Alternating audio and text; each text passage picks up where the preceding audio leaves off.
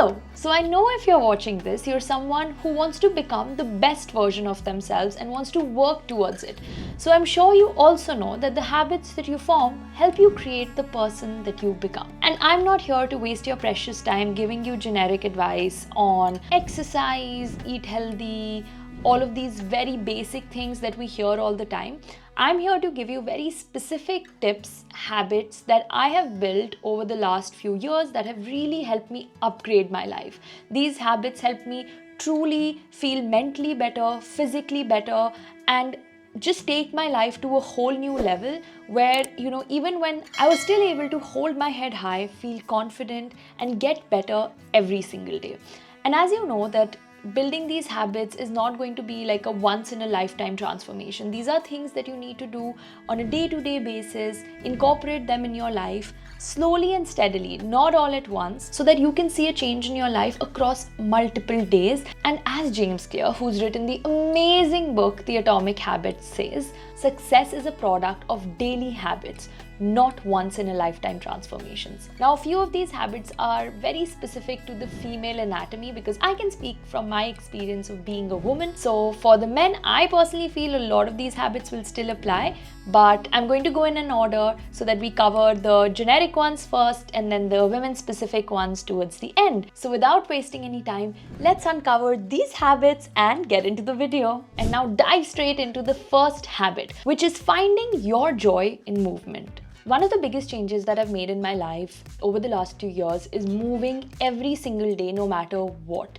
Unless I'm really sick, I make it a point to move my body and find joy in movement. Now, why do I keep saying movement over exercising? Because that's what a lot of us are told that we need to do. I say movement because movement can be so much more than basic exercise like going to the gym, lifting weights. It can be so much more. It can be going for a run, it can be hiking, swimming, whatever brings you true happiness. I'm going to come to another subpart of movement as well, but I think the first step that you can take towards your health, towards your overall mental well-being, is moving your body. 90% of us right now are in jobs that don't require us to move our body, which means that we need to make that active effort to do so. And we won't make that active effort unless we find it fun, we find it enjoyable, and we learn why we need to do it in the first place. So I think educating yourself as to why moving your body is important is your first step. So firstly, I read about how women,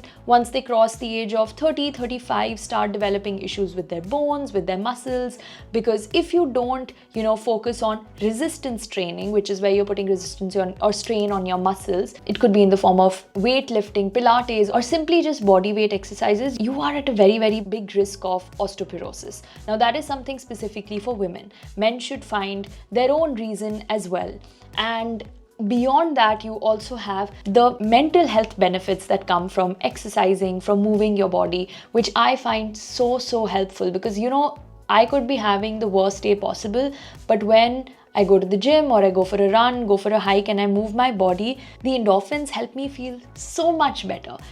I feel accomplished, better about myself, and just overall happier. And I think that in itself is such a big investment in your life. So I highly recommend finding joy in movement. And if you find movement intimidating, you find going to a gym intimidating, starting to run very scary like I did, the first thing I would recommend is joining a group class. It could be online or offline. Offline is better because then you have a real commitment to leave your house and go. And these community and group activities really help you find other people who are also on the same journey as you, and number two, make the overall industry of fitness and movement way less intimidating. So that would be my top recommendation.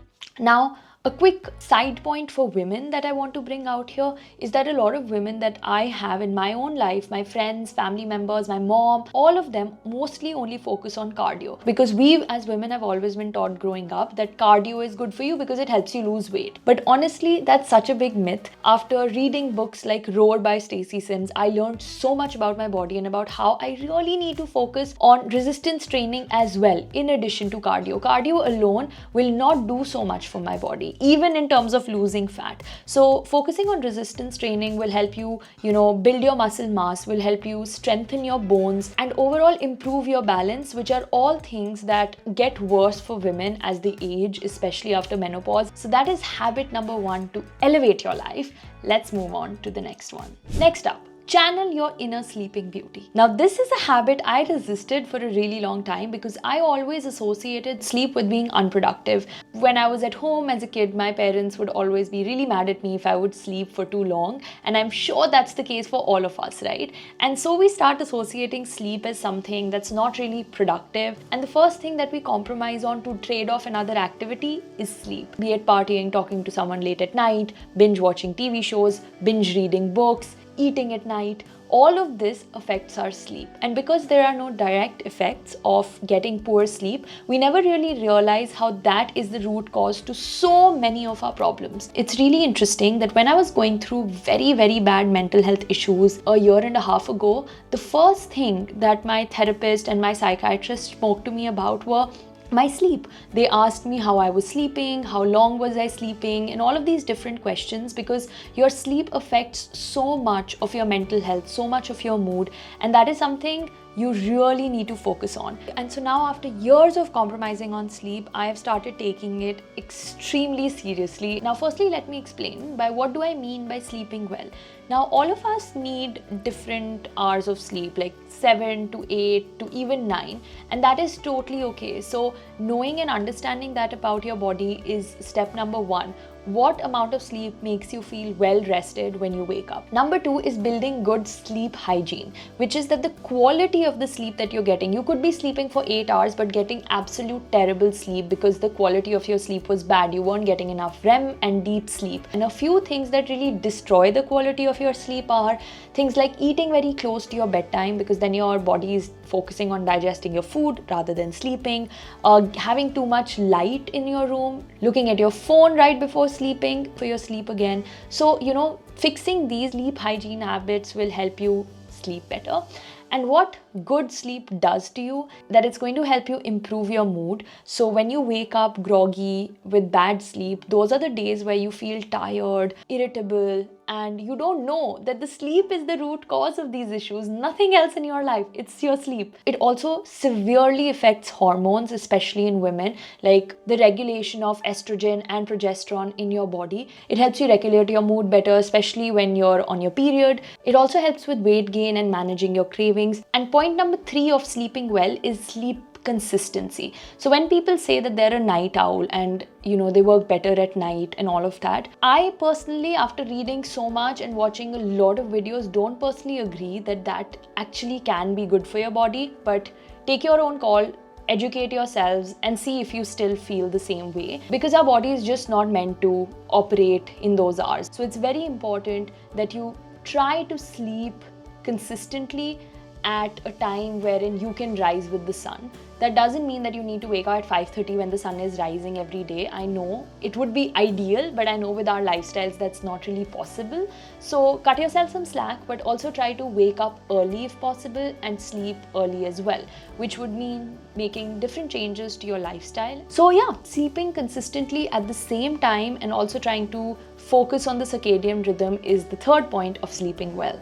And lastly, sleep helps you recover. By the end of the day, you put your body through a lot of stress throughout the day, and the one part of your day where you need to recover is when you rest and when you sleep. So that recovery is very important. Channeling your inner sleeping beauty will actually help you take your life to the next level. You may think things like hustling, productivity, working out are the only things that'll level up your life, but no. If you're doing all of that but you're not sleeping well, trust me, soon enough, your body will crash. So if we want to avoid that, let's focus on getting good sleep every night.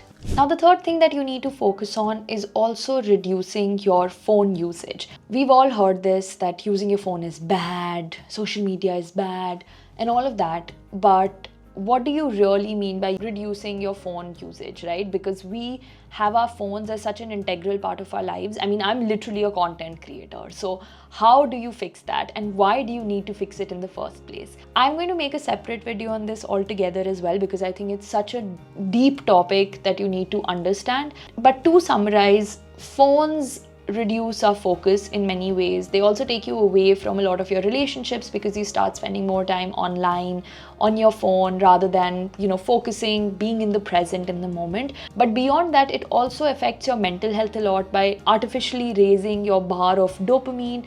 It disrupts your sleep cycles because when you look at your phone at night, you're not going to be able to fall asleep in time. And lastly, it sends you in negative spirals of doom scrolling, comparing yourselves, etc., etc. But so the negatives of using the phone are endless, but the positives are also endless, which is why we need to develop a very healthy relationship with using our phones. I use an app called OneSec. It's completely free to install on iOS and Android, and what it basically does is it adds friction to your phone usage. So I have 3 very quick tips. Number 1 is using OneSec. So every time you open it, it takes like 5-6 seconds to actually open Instagram, YouTube, whatever is the app that distracts you a lot, and that helps add that friction that it annoys you so much that you're like, you know what, I don't even want to look at this anymore. It also shows you the number of times you've opened it in the last one day, which makes you, gives you like a reality check.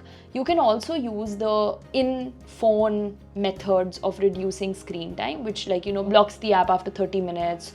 But usually these can be easily, the workarounds are just putting a password or a pin code and you can then open the app. But so I personally find OneSec very helpful because it adds that extra layer of friction. Number 2 is changing your phone's colors to black and white at night. This can easily be done on Android phones. On iPhones, it's a bit annoying by changing the color filter, but I do it and it really helps, again, make your phone look kind of bad because colors are really exciting. That's what makes the phone so exciting to look at. And at night is when you want to kind of stay away from your phone before you sleep and right after you wake up. These are the 2 times that you just want to keep your phone away. If it's possible for you, not using your phone for the first few hours of your day can really help you focus and work better. It really helps me. A lot of my friends have started doing it as well, wherein we just don't use our phones in the first few hours of the day. We do all the deep focused work that we want to get done and then actually start using our phones, because even small things like WhatsApp can distract you. And when I say distract, doesn't mean that you start doom scrolling. It's just that you get these different notifications and you're never able to focus on one single task. So yeah, these are a few different tips that can really help reduce your phone usage, which is so important if you want to upgrade your life. Because honestly, when I spend too much time on my phone and my screen time is too high, that has a direct correlation with how I feel in my day and how bad or good my work has gone that day. Because usually those are the days when I'm unproductive, I haven't worked too well and I wasn't focused. So I really want you to think about that, make that correlation and try to understand why this habit is important for you. Okay, the 4th habit that has really helped me upgrade my life is understanding my finances and gaining financial independence. Now, I can't emphasize on this enough because as a woman, financial independence means something completely different. And I'm sure all my girlies out here understand. Because when you're kids and you're young, you have to live according to what your parents tell you, what your society tells you. And a lot of times you feel this pressure because the money that's being spent on you is not yours, your parents, so you listen to them.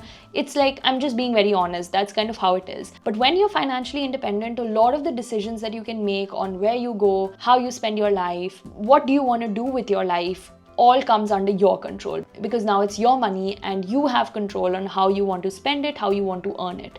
So I think that way financial independence gives a huge boost to women, because you no longer have to live according to someone else's terms in most cases. At least I was privileged enough to have that. So yeah, financial independence gives you a huge boost. But to reach financial independence, you first need to understand your finances. And that is not something you do after you start earning money at a job. That is something that you do right from university, right from school towards the last years. Now, how do you do that? Number 1 is just quickly understanding where do you spend your money. And that should be something that you should be doing every month, which is like spending a day where you just go through, like your credit card statement, your bank account, whatever it may be, to just see where you're spending your money. Then you need to check whether your money is going more towards your needs or your wants. Now, needs are things like rent, electricity, a school payment, things like groceries. These are things that you need. Wants are things like going out for dinners, traveling, shopping,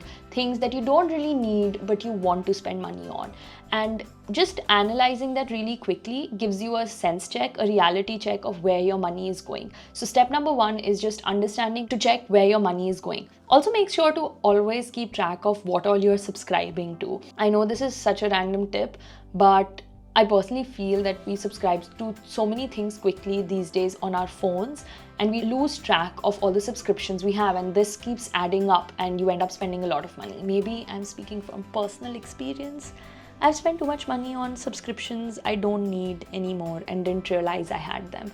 So this organization day for finances is very important, where you just keep a check. And then the second step towards financial independence is saving and growing that money. You know, I heard a quote that honestly changed the wiring of my brain, and it said that we spend so much time, effort and hard work earning money, but we don't even spend a fraction of it growing that money. Why not? Why don't we do that? But the point being, saving is so important no matter how small it may be. I am so grateful to have a father who taught me how to save money and invest when I was so young. When I was 15, 16, he started talking to me about it, which helped me realize the importance of it.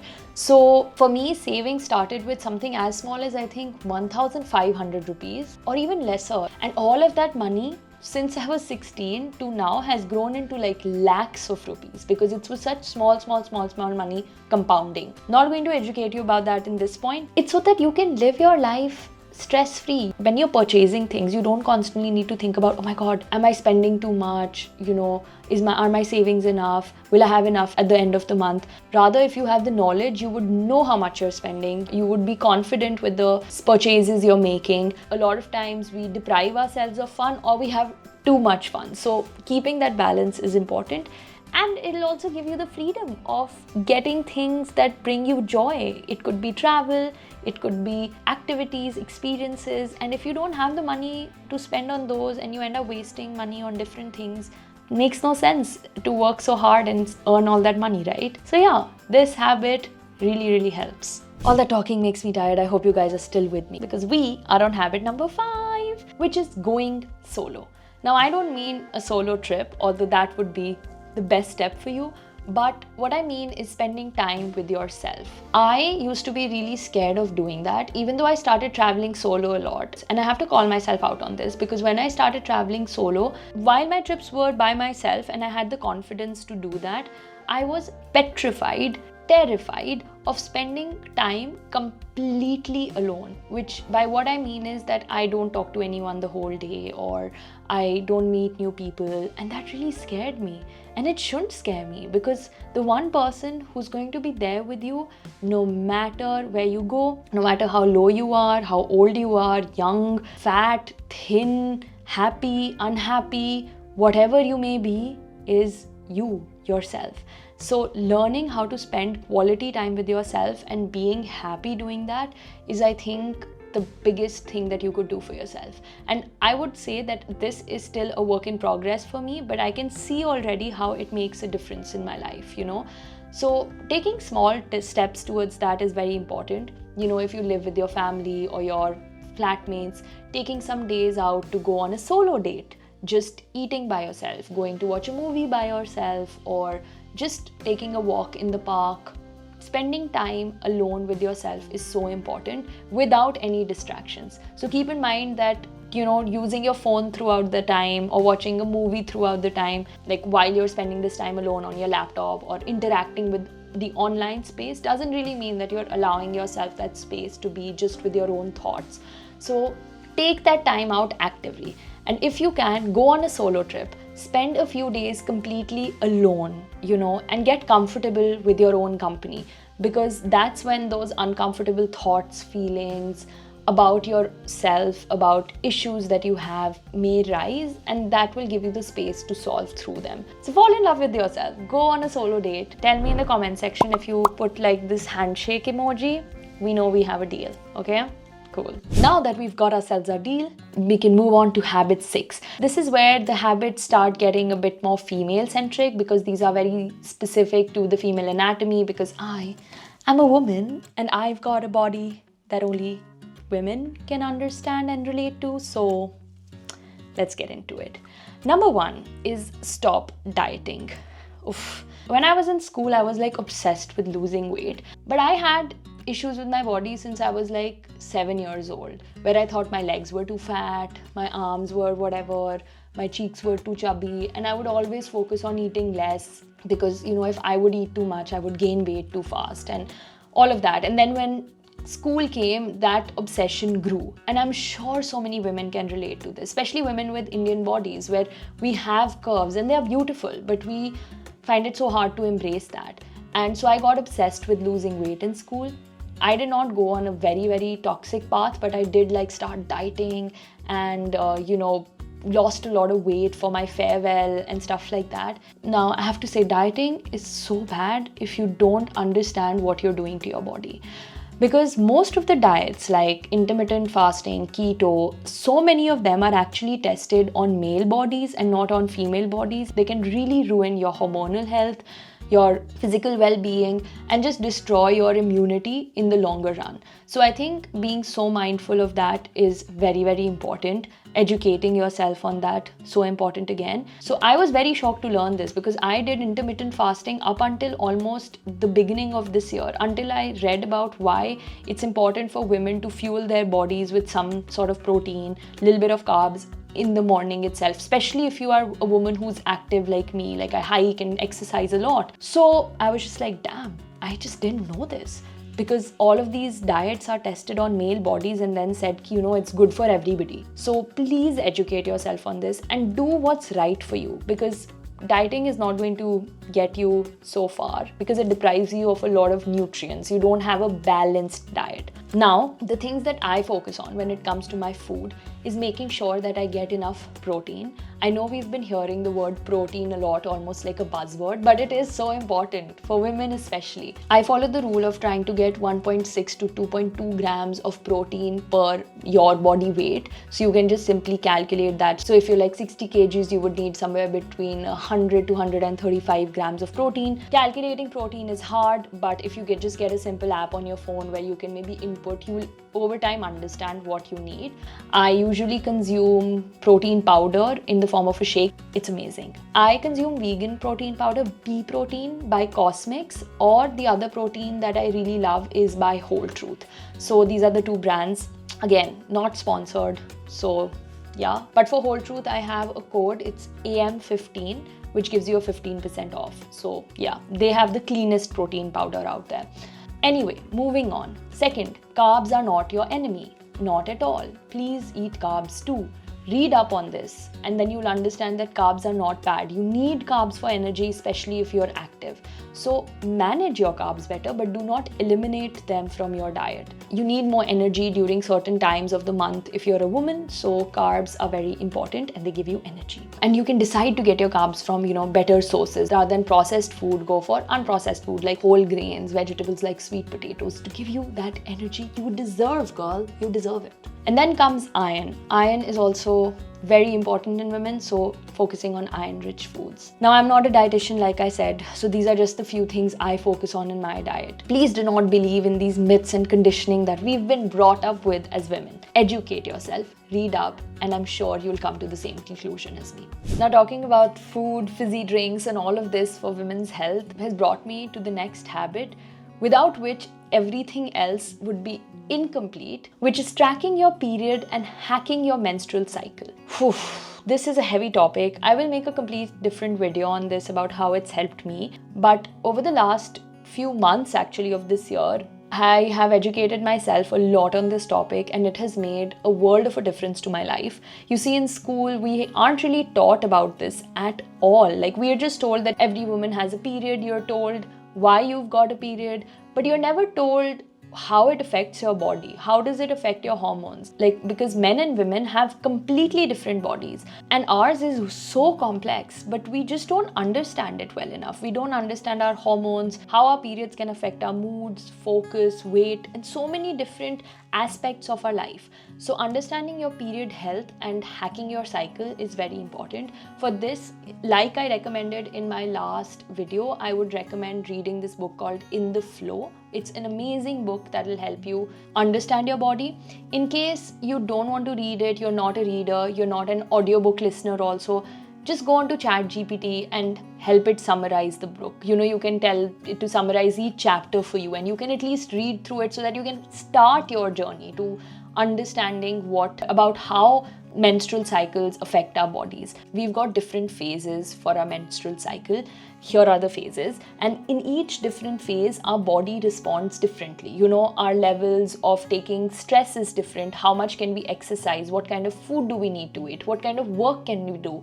All of it is different, and it can affect different areas of your life, like your relationships, your work, exercising, all of it. And lastly, there are so many issues that have now come up with the kind of lifestyles women have, including myself, which is if you have a very sedentary lifestyle or you're working a lot, you're very stressed, things like PCOS, PCOD are on the rise. Like, I have so many friends who have that. And rather than focusing on just taking pills and medicines, it's really important to understand your body first and what it needs. So please focus on tracking your period health and hacking your cycle and getting the most out of this amazing body you have as a woman. So this habit can truly change your life. And to make this more relatable and to give you an example of how I've helped myself with this knowledge. So let's say when I have my period and a few days before my period, my body needs more sleep. So I sleep longer. My body has hot flashes at night. So I know how to put the temperature of the room.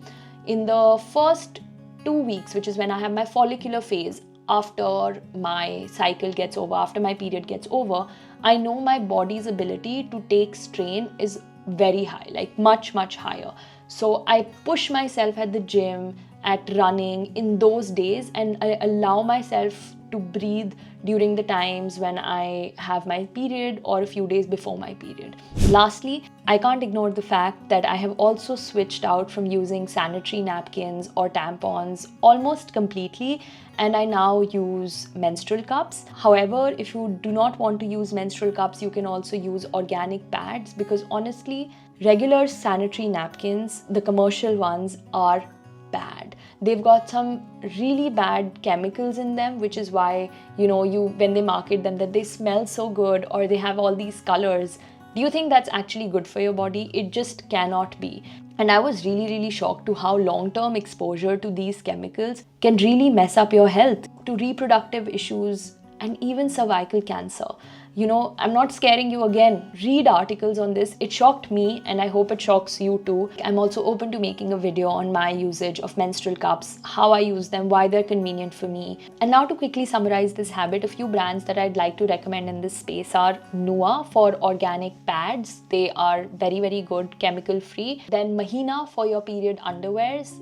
Amazing. And lastly, for menstrual cup, mine is from Sirona, but PSafe also makes good ones. So you can check out these brands. This is not sponsored, it's from my own experience. And I'm very happy that I got to work with these brands and try out their products, because they're doing something good, So yeah, check them out. And that brings me to the end of this video.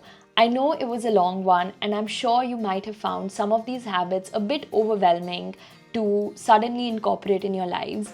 And to that I say, I totally understand. It's very important for me to point out here that I did not start doing all of these habits in one go. All of this was a slow progression and integration into my life. Like I said, the whole hacking your menstrual cycle thing was something I just started this year itself in 2024. It wasn't a habit I had before.